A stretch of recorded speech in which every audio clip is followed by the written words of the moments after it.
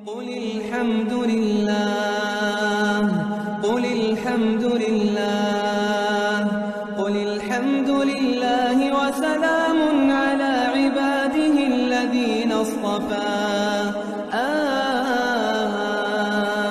الله خير أما يشركون.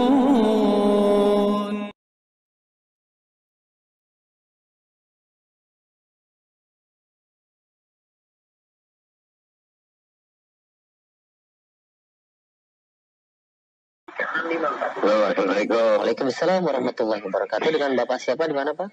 Bapak Surya Di mana? di Kalimantan Tengah. Kalimantan. Silakan Pak. Saya ingin bertanya Pak ya, di kampung kami ini banyak sekali orang membaca salawat Pak. Salawat badar, salawat fatih, salawat ini, salawat itu Pak. Jadi kami tidak ikut kegiatan orang itu Pak. Tapi kami tampaknya disisihkan orang Pak. Ya. Saya hanya tahu salawat itu cuma Allahumma sholli ala Muhammad. Salawat lain itu saya kurang memahami Pak. Iya. Jadi pertanyaannya mungkin bagaimana menghadapi sikap apa yang disisihkan tersebut ya? Jadi saya ini Pak ya, yang pertama Pak, yang boleh dua Pak ya? Cukup satu saja Pak ya. Mohon maaf, ini banyak pertanyaan yang masuk juga yang insya Allah kami mudah-mudahan bisa ajukan. Assalamualaikum terima kasih. Assalamualaikum warahmatullahi wabarakatuh. Bersolawat adalah amalan yang besar di sisi Allah. Allah Ta'ala berfirman, Inna Allah malaikata yusalluna ala nabi ya ayyuhalladzina amanu sallu alaihi wa sallimu taslima. Sesungguhnya Allah dan para malaikatnya bersalawat atas Nabi. Wahai orang-orang yang beriman, ucapkanlah salawat dan salam kepadanya. Rasulullah SAW bersabda, Man shalla alayya wahidah sallallahu alaihi biha asyara. Siapa yang bersalawat kepadaku sekali, Allah akan bersalawat untuknya 10 kali. Seorang sahabat berkata kepada Rasulullah, Wahai Rasulullah, bagaimana kalau aku jadikan setengah doaku untuk bersalawat kepadamu? Kata Rasulullah, Masyid, silahkan. Jika kamu tambah lebih dari itu lebih baik. Bagaimana kalau aku jadikan 2/3 doaku semuanya bersalawat untukmu, wahai Rasulullah? Sampai akhirnya sahabat yang berkata, bagaimana kalau aku jadikan seluruh doaku bersalawat untukmu, wahai Rasulullah? Kata Rasulullah, idzan yatukfa hammuka wa yukfar dambuka. Kalau begitu keinginanmu akan terpenuhi dan dosamu akan diampuni. Subhanallah. Namun tentunya salawat karena itu adalah merupakan salah satu bentuk daripada zikir dan ibadah, itu sifatnya tauqifiyah, menunggu dalil.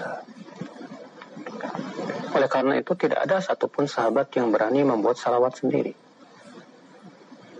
Hadis-hadis yang menyebutkan tentang salawat itu adalah dari pertanyaan para sahabat kepada Rasulullah. Mereka bertanya kepada Rasulullah, Ya Rasulullah, qad arafna salam alaik. Wahai Rasulullah, kami sudah mengetahui bagaimana mengucapkan salam kepadamu. Fakaifa nusalli alaik? Lalu bagaimana kita bersalawat kepada engkau? Subhanallah. Pada para sahabat itu orang yang sangat fasih bahasa Arabnya, Pak. Para sahabat itu orang yang paling mampu membuat syair-syair indah untuk bersalawat untuk Rasulullah SAW. Siapa yang tidak kenal dengan Zaid bin Thabit? Ya, di mana syairnya itu sampai-sampai kata Rasulullah, yang didoakan, Allahumma ayyidhu bi ruhil qudus, ya Allah kokohkan syair dia dengan ruhul qudus. Ya, siapa yang tidak kenal dengan Abdullah bin Rawahah, penyair yang luar biasa. Belum lagi sahabat-sahabat yang lainnya. Namun tidak ada satupun mereka yang membuat salawat sendiri.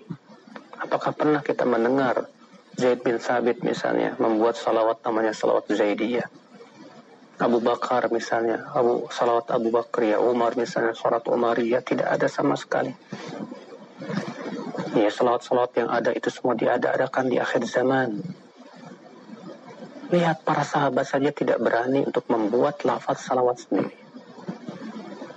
Mereka mencukupkan dengan yang diajarkan oleh Rasulullah SAW. Maka cukupkanlah dengan yang Rasulullah ajarkan kepada kita, yaitu yang Rasulullah ajarkan salawat ya di dalam salat kita juga. Allahumma salli ala Muhammad wa ala ali Muhammad kama sallaita ala Ibrahim wa ala ali Ibrahim innaka Hamidum Majid. Wa barik ala Muhammad wa ala ali Muhammad kama barakta ala Ibrahim wa ala ali Ibrahim innaka Hamidum Majid. Dan beberapa bentuk salawat yang lainnya, ada sekitar 8 hadis yang sahih tentang masalah itu. Nah, ya jika sebaik-baik generasi saja tidak berani membuatnya, tidak pula para tabi'in dan tabi'ut tabi'in, ya, maka bukankah yang lebih baik kita cukupkan dengan salawat yang Rasulullah ajarkan? Ya, kalau mereka para sahabat merasa cukup saja dengan yang Rasulullah ajarkan, maka ya, kenapa kita tidak merasa cukup? Kenapa kita mesti harus membuat-buat salawat-salawat sendiri? Maka sebaik-baik petunjuk adalah petunjuk Rasulullah SAW. Ya, kewajiban kita adalah yang melakukan seperti apa yang dilakukan oleh generasi yang terbaik, generasi yang dipuji oleh Allah dan Rasulnya, itu generasi sahabat yang mereka disebut oleh Allah radhiyallahu anhum wa radu an. Allah ridha kepada mereka dan mereka pun ridha kepada Allah. Allah sudah menjamin orang yang mengikuti mereka pun diridhai oleh Allah.